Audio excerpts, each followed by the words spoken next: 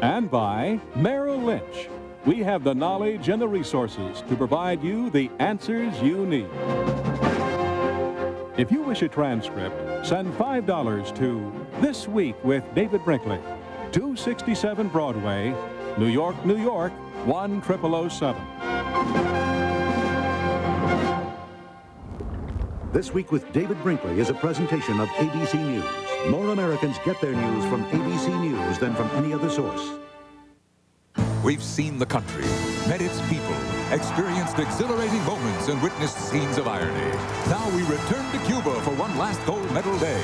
First top boxers go for the gold, plus the finals in swimming and the gold medal games in volleyball. Live, the Pan Am Games conclude today on ABC Sports. Now at Steinberg's, get the guaranteed lowest price on TV, video, audio, and appliances. And get 6 months same as cash. That's right. The absolute lowest prices on items like this. Magnavox 19-inch color TV with wireless remote control, only $217. That's the guaranteed lowest price and 6 months same as cash. For a limited time only, now at Steinberg's. Hello, I'm Chief Justice Robert Stevens of the Kentucky Supreme Court, inviting you to meet your judges. Sky Yancey will moderate the panel of local judges and attorneys as we talk about the judicial system and listen to your concerns in dealing with the courts. Don't miss this chance to ask questions, air your views, and gain valuable information. It's free, it's a first, and it's on Tuesday, September 10th at 7 at the Lexington Fayette Urban County Government Center. For more information, call 233-0664. Brighten your mornings with Regis and Kathy Lee, weekdays at 9 on Channel 36.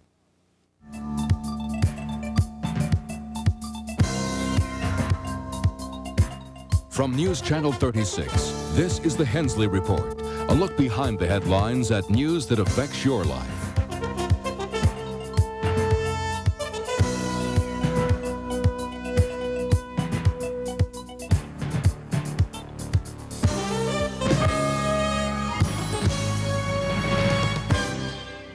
Good afternoon and welcome to the program. The 1991 University of Kentucky football season is about to get underway. Many of the so-called experts are predicting a long year for UK, although a few say the Cats will win a game or two that they shouldn't. Joining us today to talk about the many aspects of UK football is recruiting coordinator Tommy Limbaugh. This is his 17th year in intercollegiate athletics. He spent 9 years as an on-field coach and was assistant athletics director at the University of Alabama. Coach Limbaugh was also the first person to join Bill Curry's staff here at UK. Also here to join in our discussion is Kenny Rice, sports director of News Channel 36. We'll begin our discussion right after this.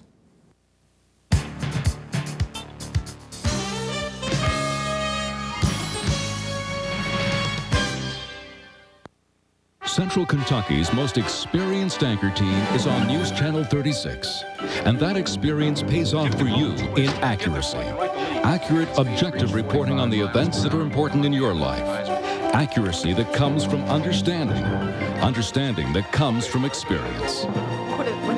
So when you need to know, turn to Central Kentucky's most experienced anchor team. Good evening. News Channel 36.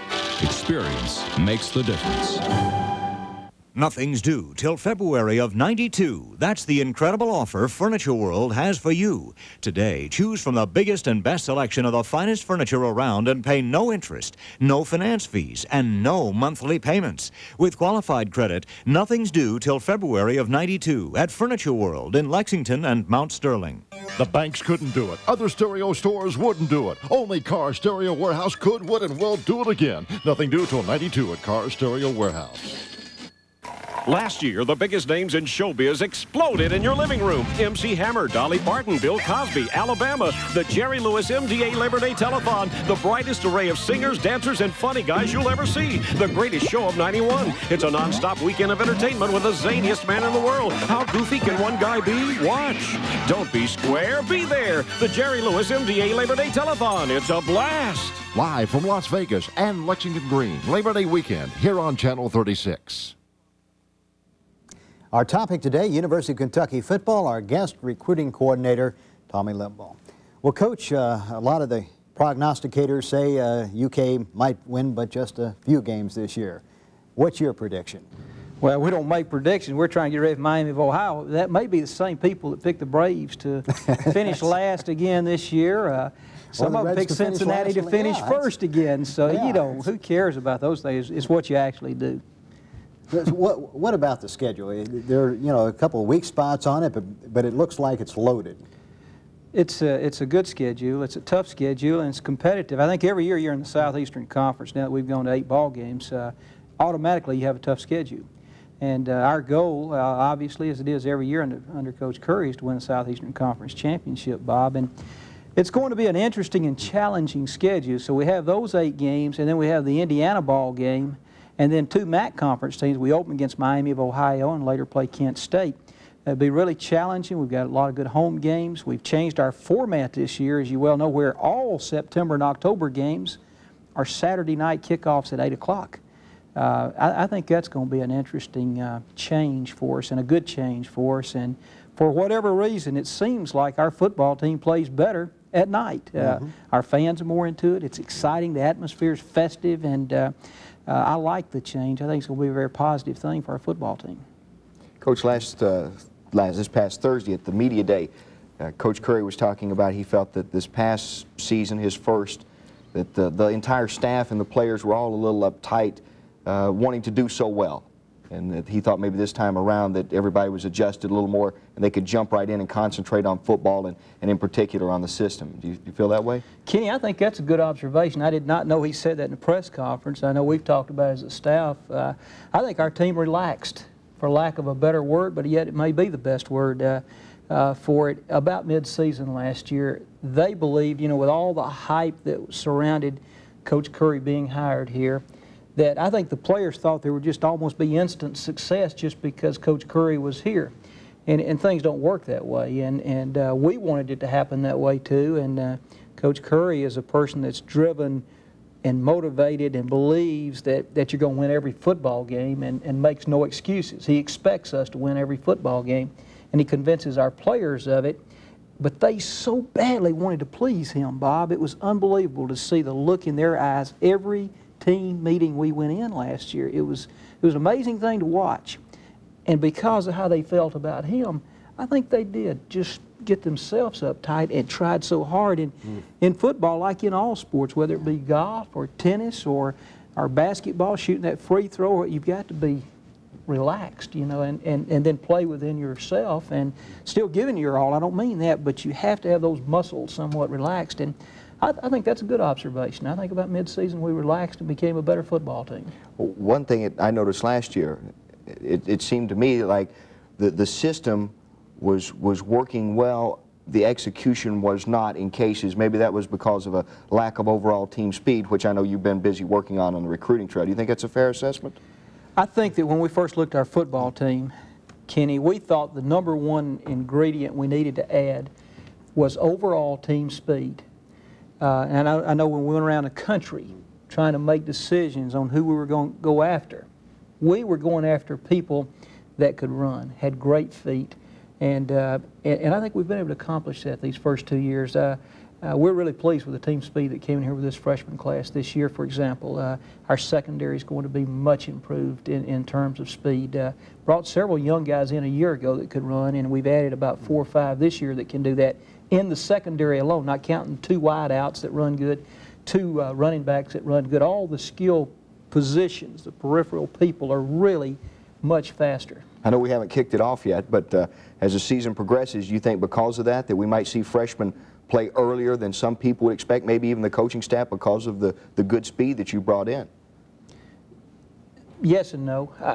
Hopefully you would not want any freshmen to play in one sense, because that puts a lot of pressure on those youngsters. We're not going to name names this early into preseason and say this person would play or that person would play, but as things have progressed and we're into the early stages of practice, I think that there will be some freshmen that will play without getting into names and positions because it's a very talented group of people, and we have some depth problems at certain positions that they will be able to fill, and I think in some ways will add a dimension to this football team. Coach, you're of course a recruiting specialist. seems between the NCAA and possibly Congress, you're going to be more regulated than the railroad industry. Is it becoming more and more difficult to be a recruiter? It's not becoming more difficult, I don't think. I think the thing that does concern me is Congress possibly getting involved with intercollegiate athletics to the extent that that several of the senators right now are trying to drum up support and get some bills passed and get involved with it. Coach Curry went up there a couple of weeks ago and spoke to Congress, and I think met with a committee that's pushing a bill right now. And I really don't know whether Senator Bradley or McMillan or whoever it is that's specifically behind it understands what ramifications might come from getting the government involved in intercollegiate athletics. I don't think that's a good thing. We have enough rules and regulations now with the NCAA, and it is complex, and it is difficult in knowing what those rules are. And I guess the thing that we're excited about right now at Kentucky, and I think it had a lot to do with Coach Curry, and I don't mean to speak for him coming to Kentucky, is the fact that he wanted to go into a situation, Bob, that is exactly what C.M. Newton is trying to create, a model program for intercollegiate athletics. And Coach Newton is dedicated to that. Coach Curry is dedicated to it, and he knew that when Coach Newton offered him the job to come here, that's the type of program he wanted in place. And what Jerry Claiborne had done here prior to our arrival, the type of person he is, the foundation he had laid in terms of the academics, the academic structure and the system that's involved with graduating our players was a real motivating factor to Coach Curry. So what we want to do is take all those things that were in place, Coach C.M. Newton's commitment to having a model program, and prove that you can win a national championship on the field with that in place. That's challenging and exciting, and we can do it within those rules that you alluded to. Well, it appears that UK is running a squeaky clean program now in all aspects of athletics. Wouldn't more oversight, be it from Congress or the NCAA, be advantageous to a program that is clean on the field? I don't know. I don't think so. I tell you why. Matter of fact, and this would probably not be a popular statement, but I think the more rules sometimes that are passed by the NCAA, they're passed because there are people out there breaking those rules. Mm-hmm. But what they do every time they pass a rule like that, those programs like us that are clean and are doing it the right way, then it ties our hand one more time, whereas those who are violating rules continue to ignore it anyway. So really the enforcement needs to be beefed up, not more rules necessarily. I think there's something to that, and in a lot of ways I wish we had less rules, and I think it'd be easier for a program like us, but whatever the rule is that's out there, we're going to take advantage of it the best we can within laws and rules and regulations. We're going to make it happen and do it the best we can. And I'm excited. I mean, you can't talk to a person more excited than I am about, you know, what's going to happen. You seem to be ready to go. Just my nature, I guess. Sorry about that. Well, that's no apologies needed. Coach, one of the rules, I think, now in the Southeastern Conference, I believe this is the second year of it, is the recruiting of Proposition 48 players, and you're limited each year to eventually there will be no recruiting of or no signing of a Prop 48 player. I tell you, Kenny, that's really a good question. I think a lot of people don't understand Proposition 48, and I don't think it's a good rule. I don't think because I think it's an unfair rule. The part of it that's unfair to me is the standardized testing aspect of it. And for those people watching that don't quite understand that, you have to have a 2-point grade point average in 11 core curriculum that you take. That's good. I think that's a good rule. The part I don't like, because I think it's discriminatory, and I really believe that, and this comes from a lot of years of looking at transcripts and test scores from various schools, and I've been to 50 states recruiting, and I think I have an understanding of those parts of it. They're saying a youngster has to have 18 on his ACT or 700 on the SAT. And I wish that part were gone. I don't mind them raising the grade point average even more. That's okay with me, but that part bothers me. And I could go into great discussion about it. I don't think it's necessary, but I think that the rule you're talking about is strictly a Southeastern Conference rule that 3 years ago we could sign 3 Proposition 48 non-qualifiers, or people who are Prop 48. Last year, this last signing class, there were 2 we could sign. This coming recruiting class, we can only sign one, but that's strictly a Southeastern Conference rule. A year from now, we can sign no Prop 48s. I think the bottom line should be, can that youngster graduate from your school? That should be the bottom line. Can he graduate? And there are a lot of factors going to determining that. I know since we've been here, and I really should know this answer, and I don't know if anybody knows it right now. Bob Bradley may know it. We have not had a player flunk out since we've been here in a year and a half. I'd like to know how many years it's been since a football player at UK has flunked out. What a record. I mean, that's what it's all about. That's what we're in the business for. That's why the University of Kentucky is here to graduate people, educate people, and as long as we're doing that, I don't think that test score out there should be a factor in admitting ball players. Well, the coach at Vandy allegedly said that there are some programs, he didn't name names, that are academically corrupt in the Southeastern Conference. Do you agree with that statement? I would have no way of knowing that. I don't. I think the key thing, and someone proposed this years ago, which I think is a pretty good proposal. I think the real fair thing would be you don't get a scholarship replaced until you graduate a player. Every time you graduate a player, you replace a scholarship and can sign a person for the one you graduated. Well, that would answer most of the problems that do exist, if in fact they exist. And I think there are some schools that certainly don't graduate as many. We were #1 in the nation 2 years ago, and that's our goal every year, is to graduate all of our players, and it's very reachable. Wow, we're winning the national championship. Let me throw that in. Okay, well, let me ask the question a little differently. Okay. Do you think every school in the Southeastern Conference has that goal? Did you think I was evasive there, Bob? I mean, you asked that like you thought I evaded the first question. I mean, I don't know how to react to this. I thought I answered that question. You kind of did. I don't think that I don't think all schools put the emphasis on academics that we do. No, and their record, we'll let their records speak for themselves. Okay. How's that? When you go recruit, and I know the emphasis lately has been on the academics. That's been the catchword in the last 2 or 3 years. Seems like college presidents, I'm speaking across the nation, have decided that academics and athletics should go hand in hand. I don't know what happened in the 80s to it, but it's catching on now. When you go, how many kids, when you recruit them, Tommy, come up to you and say, tell me first about the academic standards you have at Kentucky? I mean, what percentage would you say? Kenny, you'd be surprised. You would really be surprised, because I could tell the way you asked the question that you didn't think very many would ask that. It's been a while, but I can remember when I was 17 or 18 and I had more questions on my mind when I went to college than what the curriculum would be. Of course, I wasn't even recruited, but I was... Frankly, we recruit different than other people. We have only, as of today, 98 names on our recruiting list. Most schools have 1,500 to 1,700 names on their recruiting list today. And they have a huge mailing list. We don't recruit that way. And in condensing it and getting it down to the small numbers we're down to right now, we're looking at people, every one of which we think can graduate from the University of Kentucky. And consequently, because we're looking hard at academics when we go into home, that's a very strong selling point for us. We don't have a lot of tradition at sell right now in football. We have some tradition at UK.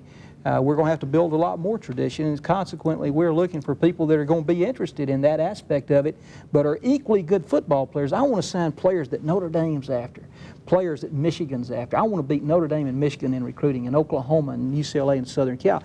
If we don't go after the same people they're after, we're not going to win the national championship. That's the people that win it. So we're going after the same people they're after, but the best of the academic people in those areas too, because I think we've got a great product to sell here. And I don't go into many homes they don't ask about academics. What has been the difference from maybe talking with some of the people who have been around Kentucky football program for a while, observing it? What kind of impact did Bill Curry have? Because immediately it seems like you did at least have entree to talking to some of the top prospects in the country just because Curry had taken the job at UK. Well, you know, I do think because we'd had so much television exposure at Alabama, he had become a national name coach.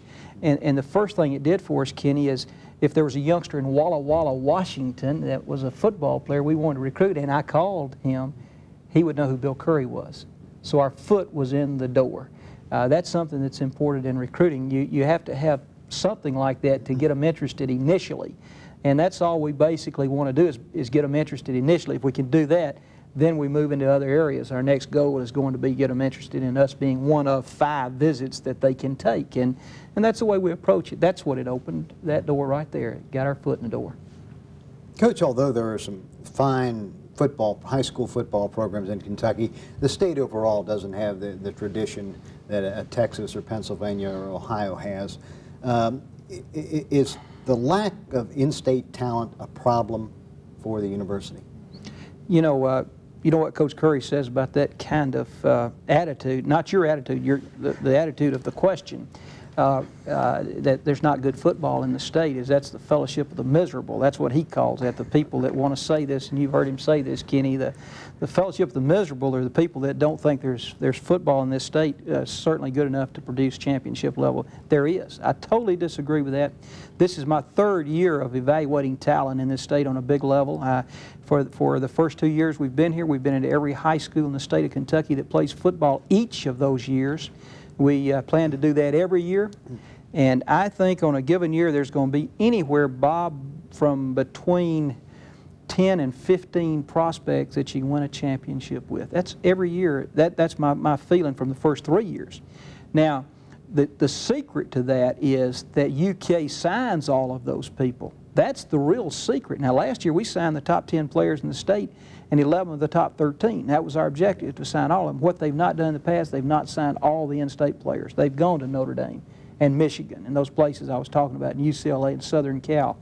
We have to keep all the in-state talent at home. If we do that, there's enough. And then we build the heart and soul of our football team from the state of Kentucky. Then we'll go out of state, maybe get the arms and legs, but we'll... Well, the thing is, although it was a good year last year, there are those who say that it's going to get tougher because Louisville is building such a good program. Is the state of Kentucky big enough for 2 big-time football programs? I think there's